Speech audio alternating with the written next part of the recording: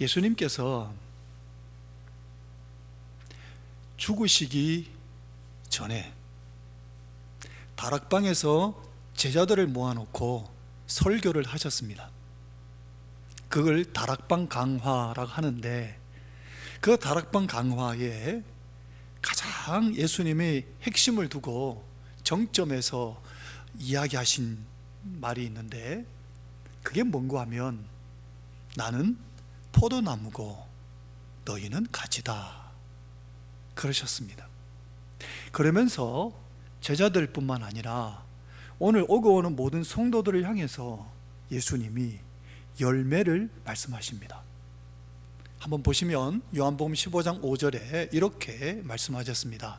나는 포도나무여 너희는 가지라.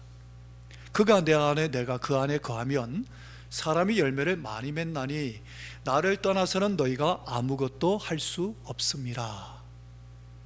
예수님이 열매를 말씀하셨습니다. 그때가 언제냐? 제자들과 함께 3년간 시간을 함께 보내셨던 그 마지막에 예수님이 이 말씀을 하셨습니다. 오늘 본문에도 보면 예수님께서 열매에 대한 비유를 들고 있습니다. 오늘 본문에 먼저 첫 두 구절 한번 보시면 이렇게 말씀하셨습니다. 비유로 말씀하시는데, 한 사람이 포도원에 무화과나무를 심은 것이 있더니 와서 그 열매를 구하였으나 얻지 못한지라. 포도원 지기에 이르되 내가 3년을 와서 이 무화과나무에서 열매를 구하되 얻지 못하니 찍어버리라. 어찌 땅만 버리게 하겠느냐. 6절 7절에 반복된 단어가 뭐죠? 열매를 얻지 못했다.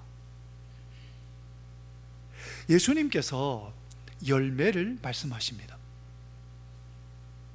오늘 우리들에게도 동일하게 사랑하는 아무개 성도야, 내게 열매가 있느냐?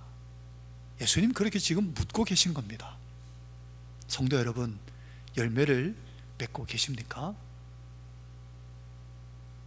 그럼 우리는 어떻게 답변을 할까요? 예수님, 그러면 열매 맺는 삶을 살려면 어떻게 해야 합니까? 열매 맺는 삶의 비밀은 무엇입니까? 라고 물을 수 있을 겁니다.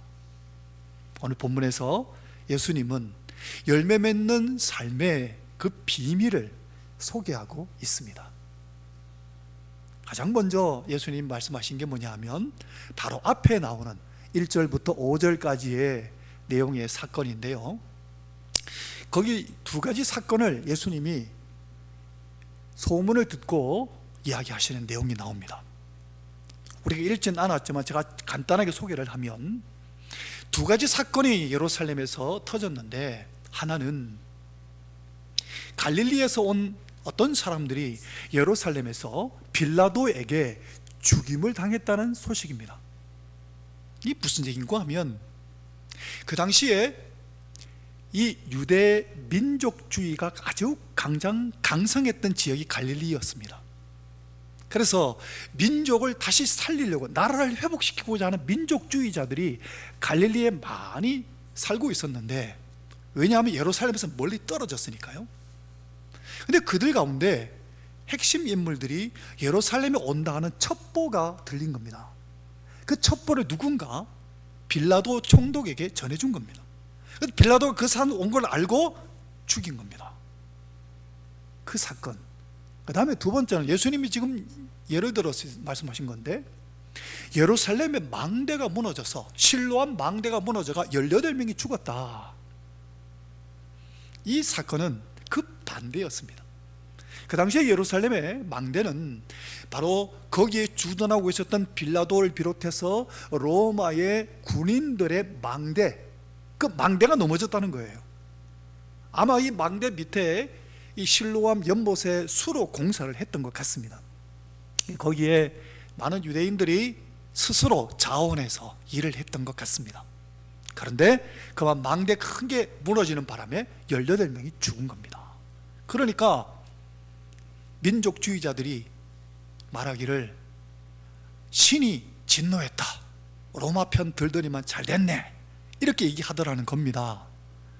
예수님 두 가지 사건을 이야기하면서 예수님 하신 말씀이 뭐라고 하셨는가 하면 3절과 5절에 똑같은 말 하십니다.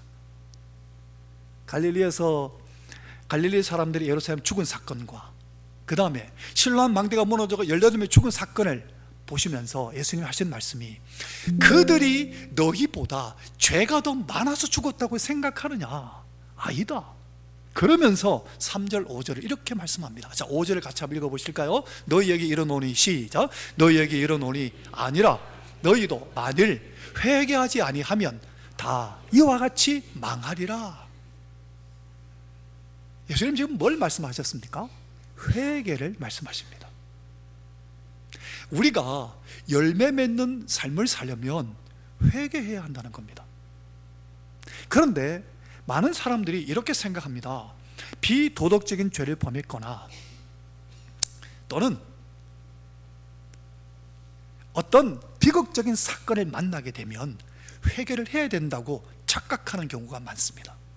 아닙니다. 우리의 삶에 올바른 열매를, 성령의 열매를, 주님이 원하시는 이 열매를 맺지 못하는 것에 대해서도 회개해야 합니다.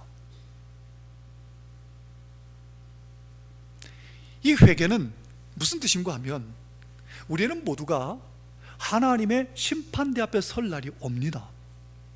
그렇다면 내가 하루를 살아갈 때 언젠가는 하나님 앞에 심판받을 것을 생각하고 오늘 하루를 그렇게 살아가야 한다는 겁니다. 심판하실 하나님의 관점에서 나를 보고 살아가는 것, 그러면 회개하게 돼 있습니다. 내가 내 관점으로만 삶을 살 게 아니라 심판하실 하나님의 시선으로 나를 보면서 살라는 겁니다. 그러면 회개하게 됩니다. 이걸 믿음의 선배들은 코람데오라고 했습니다.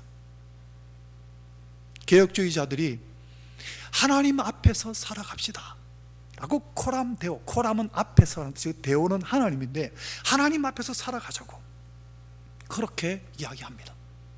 사랑하는 성도 여러분, 내가 삶의 현장에서 일상에 회개하는 삶은 하나님 앞에서 사는 삶입니다. 하나님의 시선으로 나를 보면 회개할 것 천지입니다. 순간순간 회개할 것들이 천지입니다. 그 회개하는 삶을 살 때 우리가 열매를 맺게 된다는 겁니다. 성도 여러분, 종교개혁가 가운데 루터가 그런 얘기를 했습니다. 믿음으로 의롭다함을 받았는데 하나님의 앞에서 하나님의 눈으로 나를 보았을 때 여전히 죄인 된 나 자신을 동시에 발견할 수밖에 없었다고 표현했습니다. 성도 여러분, 그리스도인은 지속적인 회개 속에 인생을 살 수밖에 없는 존재입니다. 우리는 날마다 회개해야 합니다. 진지하고 철저하게 회개의 열매를 세상 앞에서도 보여야 됩니다. 하나님 앞에서만 살 게 아니라 세상 앞에서도 그들과 달리 내가 이 회개의 열매를 맺고 살아가는 삶의 모습을 보여주어야 됩니다. 이거는 코람 문도라고도 하는데 개혁가들이 코람 데오만 외쳤던 게 아니라 코람 문도도 외쳤습니다. 문도가 뭐냐? 세상입니다. 세상 앞에서도 내가 하나님의 사람인 것을 그들 앞에 보이며 살아가야 하는 겁니다. 그게 회개하며 살아가는 겁니다. 성도 여러분, 이거를 세례 요한이 뭐라고 표현했는가 하면 이걸 한번 같이 한번 찾아보면 좋겠어요.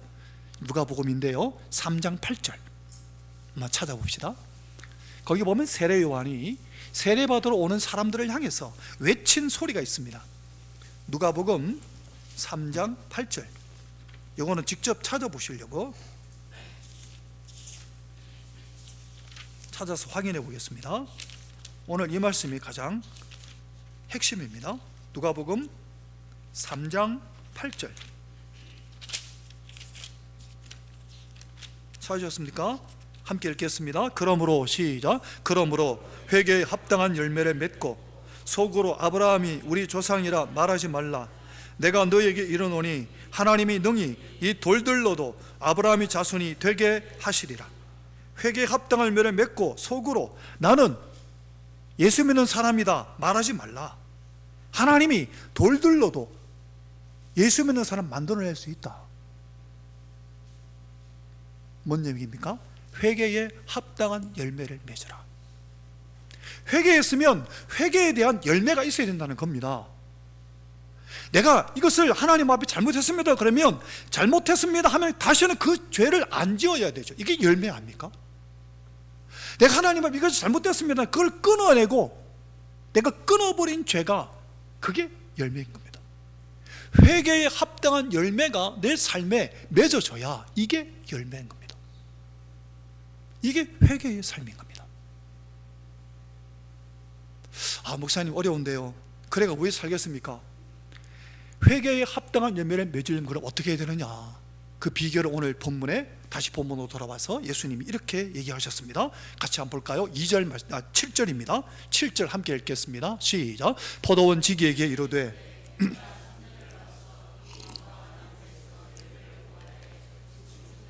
찍어버리라. 어찌 땅만 버리게 하겠느냐. 3년이란 단어가 나옵니다. 실제로 무화과나무는 3년이 돼야 열매가 맺는답니다. 그런데 3년이 돼도 열매 안 맺으니까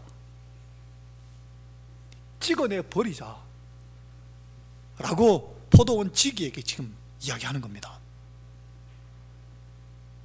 무슨 메시지입니까? 사랑하는 성도 여러분, 시간에 우리는 민감해야 합니다. 언제까지 우리가 이 땅을 살 수 있는 것이 아닙니다. 언제까지 내가 예배를 드릴 수 있는 것이 아닙니다. 예배 드릴 수 있을 때, 말씀을 읽을 수 있을 때, 그 시간에 아주 민감하셔야 합니다. 무슨 얘기인가 하면 지금 3년을 얘기했는데 예수님이 제자들과 몇 년을 같이 공생애를 하셨습니까? 3년입니다. 그러면서 예수님은 그들에게 열매 맺기를 원하셨습니다. 그런데 다 예수님 버리고 십자가 지셨을 때 다 예수님 버리고 도망갔습니다. 열매를 금방 얘기했는데, 그리고 죽으셨는데 다 도망가 버렸습니다. 열매, 그 시간을 굉장히 중요하게 예수님 지금 이야기하시는 겁니다. 그런데 성령 받고 나서 제자들이 전 세계를 향하여서 예수 복음을 증거하고 다닐 수 있었습니다. 어디서 배운 거를요? 3년 동안 예수님과 함께 했던 그 세월이 헛되지 않았던 겁니다. 그 3년을 통해서 그들은 예수 그리스도에게 철저하게 배우고 그 열매를 나중에 맺게 되는데, 자, 이 열매 맺는 이야기 다시 요한복음 15장을 다시 한번 보실까요? 1절 2절 한번 같이 보겠습니다.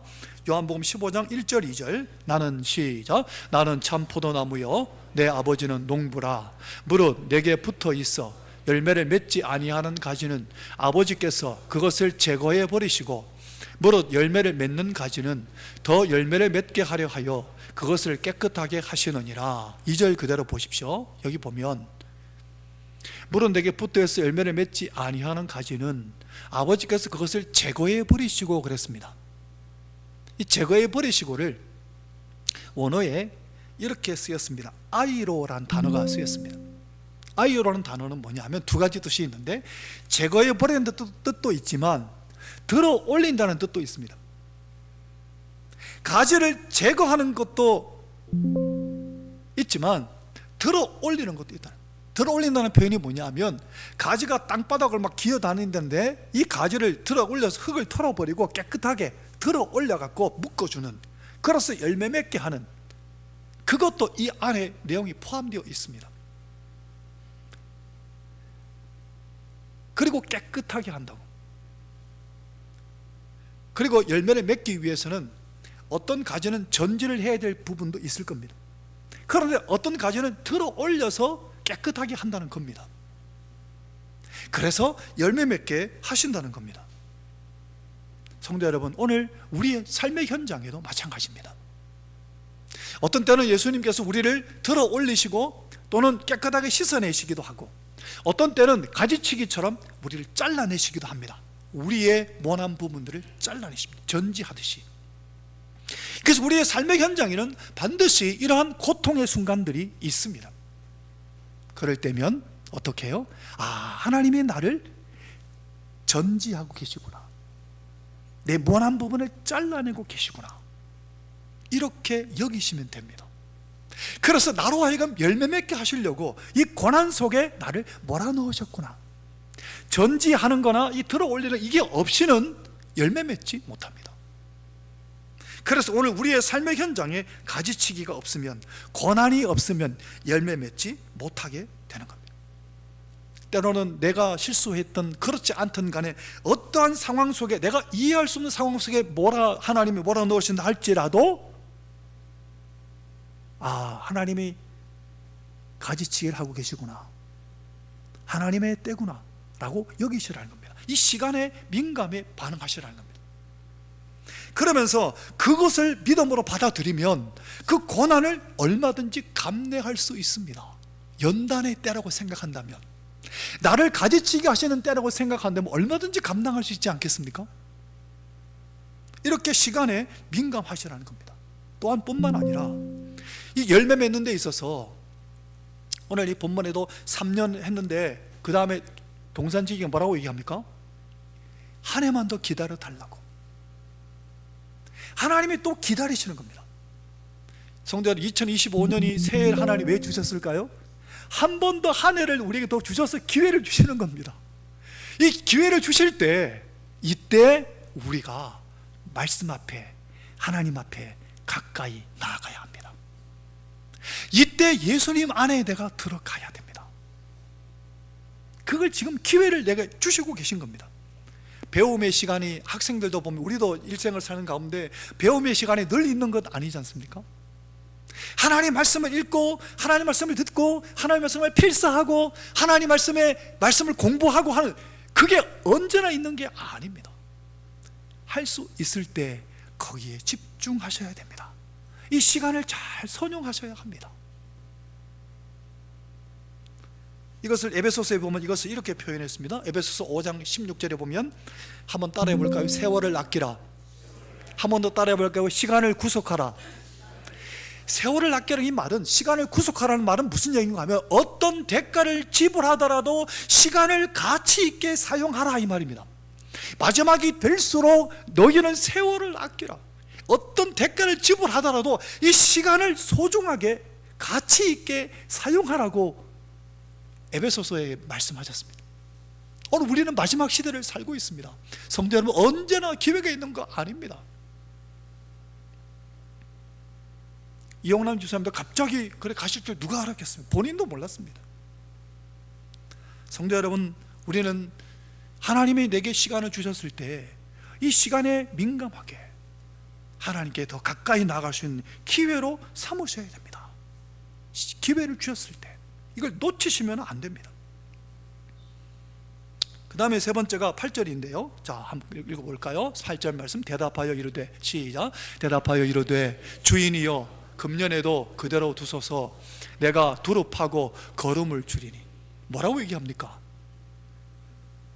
금년에 한 해만 더 참아주십시오 하는 말이, 내가 땅을 그러니까 무화과나무 옆에 땅을 두릅하고, 오늘 이다시 장로님 가정에는 살구나무가 잘 돼가 살구를 많이 따셨던 것 같은데, 이게 무화과나무 열매를 안 맺으니까 주변에 땅을 파고 거름을 다시 주겠다는 겁니다. 뭐죠? 구체적으로 하나님의 메시지에 응답하는 겁니다. 하나님 말씀 앞에 내가 구체적으로 행동하는 겁니다. 구체적으로 순종하기 시작하는 겁니다. 하나님의 뜻대로. 그래야 열매를 맺게 된다는 겁니다. 땅도 파고 내 마음도 완전히 갈아엎고 하나님 말씀으로 가득 채우고 내가 순종의 걸음을 걷기 시작하는 겁니다. 성경을 안 보다가 성경 읽기 시작하고, 성경 공부 안 하다가 성경 공부를 시작하고, 예배를 안 드리다가 예배 드리러 나오고, 예배 때 엉뚱한 생각하다가 설교 말씀에 집중하고,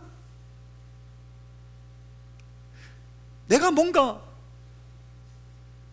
분명하고 확실한 구체적인 하나님 앞에 응답하는 것이 있어야 된다는 겁니다. 그거 없이 어떻게 열매가 맺을까요? 하나님 앞에 구체적인 열매를 맺기 위해서 회개에 합당한 열매를 맺으려면 아까 회개라고 말씀드렸지 않습니까? 회개란 회자는 돌이킬 회자입니다. 근데 개자는 한자로 고칠 개입니다. 돌이키기만 하고 울기만 울고 감정만 눈물을 바다같이 많이 흘리고 가도 고치지 않으면 회개가 아닌 겁니다.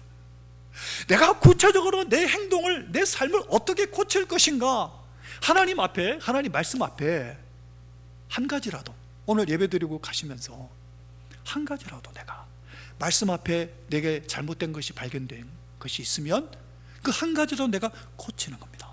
이게 회개입니다. 그게 회개에 합당한 열매를 맺는 겁니다. 내가 미워하는 사람이 있었다면 그 사람을 사랑하기로 결정하고 그 사람을 사랑하는 열매를 맺기 시작하는 겁니다. 작정을 하고. 예수님 사랑하라 하셨으니까. 예? 사랑 안 한 것도 죄인 거예요. 그것도 회개하시고 고치셔야 된단 말입니다. 왜 예배드리러 올 때마다 저 인간만 없으면 예배드리러 갈 텐데 하는 생각 드는 분 계십니까? 우리 성도님 안 계시겠지만, 그럼 내가 그것 때문에 회개해야 하는 겁니다. 내가 잘못된 겁니다. 상처를 받아가 오늘 또 예배 안 나온 분이 혹시 계십니까? 인터넷으로 혹시 예배 드리는 분 계십니까? 내가 문제인 겁니다. 내 안에 예수님의 말씀대로 구체적으로 내가 응답하기를 시작하셔야 됩니다. 성도 여러분, 구체적으로 그럼 어떤 열매를 맺어야 될 것인가? 가장 중요한 두 가지만 오늘 함께 요한복음 15장에서 찾아서 함께 읽어보겠습니다. 요한복음 15장의 9절과 12절 같이 읽겠습니다. 아버지께서, 시작, 아버지께서 나를 사랑하신 것 같이 나도 너희를 사랑하였으니.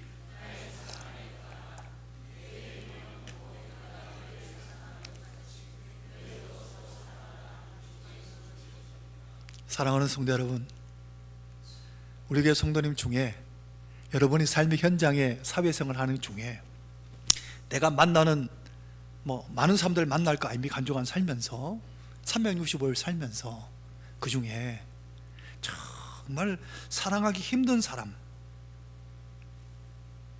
또 사랑하지 못했던 사람, 내가 자꾸 미워하는 마음이 생기는 사람, 그 사람을 정해놓고 오늘부터 사랑하기로 작정하십시오.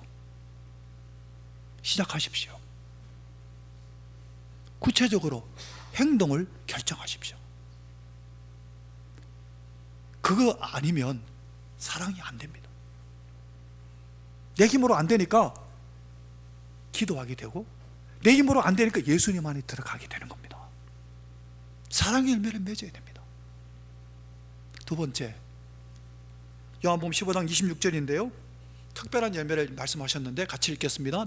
시작, 내가 아버지께로부터 너에게 보낼 보혜사 곧 아버지께로부터 나오시는 진리의 성령이 오실 때에 그가 나를 어떻게 하신다 그랬죠?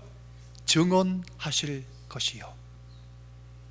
내게 성령이 임한 증거가 뭘까요? 예수님을 증언하게 됩니다.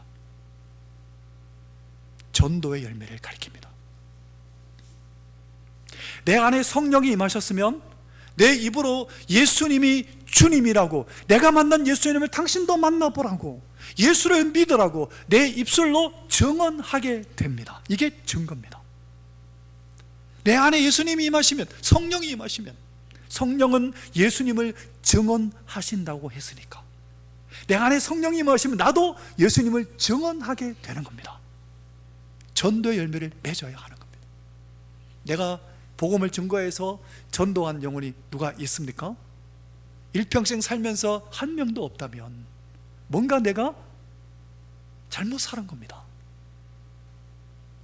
혹 한 명이 없을 수도 있겠죠. 물론 내가 입술로 계속 증언을 해도 때가 안 돼서 그럴 수도 있겠습니다만은, 아무튼 내 입술로 내 삶으로 예수님의 증언을 하고 있습니까?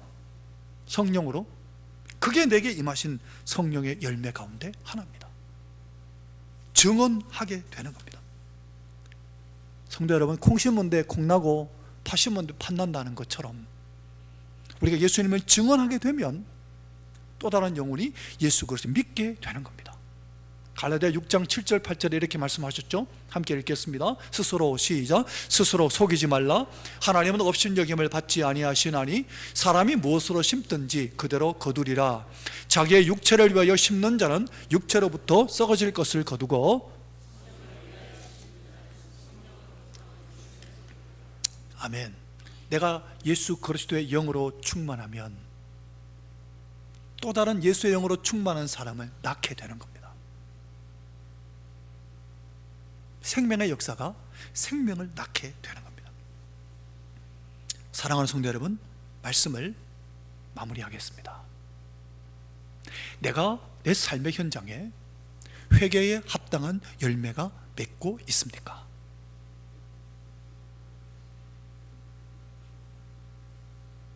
열매를 맺는 가장 최고의 방법이 뭘까요? 내가 예수님 안에 들어가는 겁니다. 요한복음 15장 4절에 예수님이 이 비결을 소개해 놓으셨습니다. 같이 읽어볼까요? 내 안에 거하라. 시작. 내 안에 거하라. 나도 너희 안에 거하리라. 아주가 포도나무에 붙어있지 아니하면.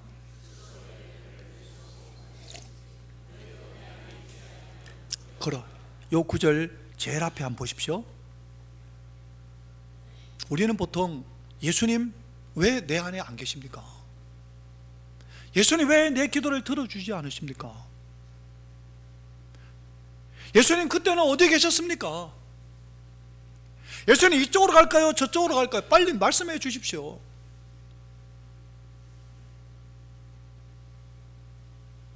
그보다 앞서야 되는 게 뭘까요? 먼저 뭐라고 말씀하셨습니까? 내 안에 거하라 하셨습니다. 내가 먼저 예수님 안에 거해야 합니다. 그러면 예수님이 내 안에 거하신다는 겁니다. 이거를 표준 세번역에 이렇게 표현했습니다. 내 안에 머물러 있어라. 그러면 나도 너희 안에 머물러 있으리라. 내가 예수님 안에 들어가야 됩니다. 내가 예수님 안에 머물러 있어야 됩니다. 이거를 아삽은 이렇게 표현했습니다. 내가 항상 여호와와 함께하니 그가 내 오른손을 붙드셨나이다. 예수님이 내 안에 거하라 하셨습니다. 내 안에 거하면 거하는 게 어떤 걸까요? 성도 여러분, 지금 예배 드리는데 설교를 듣고 있는데 성도님 중에 성질 내는 사람 한 사람도 없잖아요. 설교 듣고 있으면서 설교 듣고 있는 자리에서 내가 성질 안 내잖아요.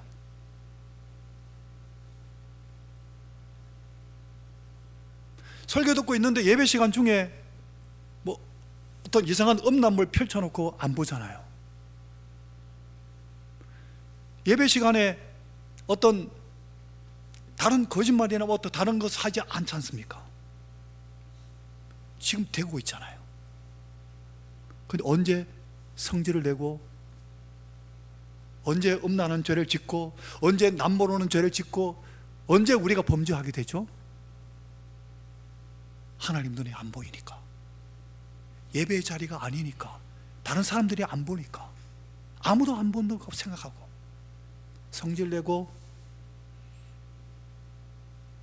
죄를 짓고 남모르는 죄를 짓고 그렇게 살아가는 겁니다. 그 자리에 하나님이 계신데 안 계신 것처럼 생각하는 겁니다. 예수님 안에 들어가 있는 게 아닌 거죠. 내가 예수님 안에 들어가 머물러 있으면 그렇게 하겠습니까? 그게 안 될 거 아닙니까? 그래서 사람이 바뀌는 겁니다. 사람이 변화된 게 내가 바꾸려고 변화되려고 하는 게 아니라 내가 예수님 안에 머물러 있는 겁니다. 예수님 안에 내가 머물러 있으면 예수님이 내 안에서 역사하기 시작하시는 겁니다. 이걸 사도 바울은 이렇게 표현했습니다. 갈라디아 2장 20절에 내가 그리스도와 함께 십자가에 못 박혔나니 그런즉 이제는 내가 사는 것이 아니라 내 안에 누가 산다고요? 그리스도께서 사시는 것이라. 내가 사는데 내가 사는 게 아니라 예수님이 내 안에 사신다고. 예수님이 내 안에 거하라, 그러면 나도 너희 안에 거하리라. 이거를 바울은 내가 예수님 그리스도와 함께 죽었으니 내 안에 내가 사는 게 아니라 그리스도께서 사시는 것이라고 그렇게 표현했습니다. 성도 여러분, 저는 오늘 말씀을 준비하면서 얼마나 기뻤는지 몰라요. 이야, 그렇구나. 늘 읽던 말씀이었지만 요한복음 15장 오늘 본문도, 근데 예수님이 먼저 얘기하셨습니다. 내 안에 머물러 있어라. 어디에요? 예수님 안에 머물러 있어라. 그럼 나도 너희 안에 머물러 있으리라. 예수님의 우리의 시선이 늘 예수님을 향해 있는 겁니다. 언제나 어디서나 예수님이 다 보고 계신다고 여기고 살아가는 겁니다. 그게 예수님 안에 머무는 겁니다. 여기도 지금 예수님이 계시잖아요. 안 보이십니까? 내가 예수님 안에, 성도 여러분, 서울 가려고 하면 기차를 타면 절로 기차가 서울까지 가는 것처럼, 비행기를 타면 저 미국까지, 내가 비행기를 타면 미국 비행기가 저절로 가는 것 같이, 내가 예수님 안에 들어가면 예수님이 내 삶을 이끌어 가시는 겁니다. 이게 내 안에 거하라 하시는 말씀입니다. 그리하여 회개에 합당한 열매를 맺고 사랑과 이 증언의 열매를 맺고 살아갈 수 있기를 예수님 이름으로 축원합니다. 기도하겠습니다.